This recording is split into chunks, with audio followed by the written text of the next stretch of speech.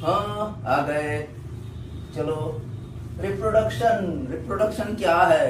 हाँ, बहुत अच्छा लगता है ये टर्म आप लोगों को, है ना, सबको।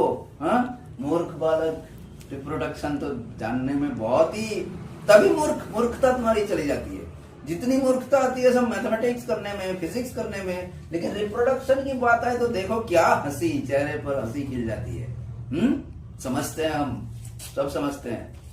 चलो, ये क्या है? Reproduction is a fundamental process by which organisms produce their own kind. Fundamental process, ये फंडामेंटल प्रोसेस है, याद रखना। For the continuity of the species, ये भी याद रखना। कंटिन्यूटी ऑफ द स्पीशीज मतलब स्पीशीज चलता रहेगा, क्योंकि ऐसे ही होता है जैसे तुम्हारे फोर फादर से तुम आए हो, वैसे तुमसे तुम्हारा बेटा होगा या बेटी होगी, अभी तो नहीं पता क्या करोगे।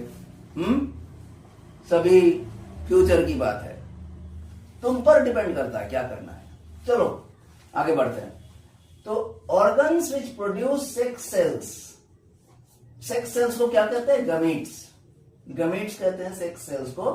There are primary sex organs. Primary sex organs मतलब मेल्स के लिए टेस्टिस, पेयर ऑफ टेस्टिस, और फीमेल्स के लिए पेयर ऑफ ओवरीज। कहां है वो? एब्डोमेन के नीचे। ओवरीज यहां है और टेस्टिस है एब्डोमेन के नीचे। कहां पर रहता है? स्क्रोटल सैक में। उसको स्क्रोटम कहते हैं, स्क्रोटल सैक्स। ये क्या क्या करना है? It passes hereditary information generation after generation. एक जनरेशन से दूसरे जनरेशन तक हेरिडिटरी मतलब तुम्हारा कैरेक्टर थोड़ा बहुत तुम्हारे ऑफस्प्रिंग पर भी जाएगा। जैसे तुम्हारे पिता माता का कैरेक्टर तुम पर आया है ना, उसी तरह से। कैसे आता है? थोड़ा वेरिएशन होकर आता है। वेरिएशन क्यों?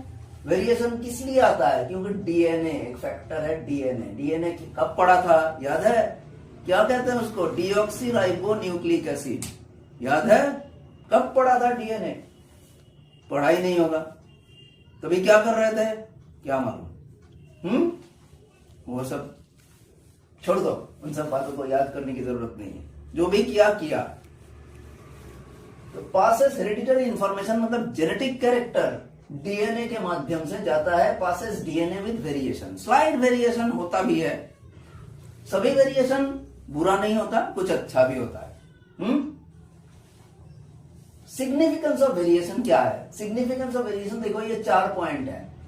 Helps organism to survive and adopt to changed environment. Environment change होता है ना, एनवायरनमेंट चेंज, जैसे बैक्टीरिया है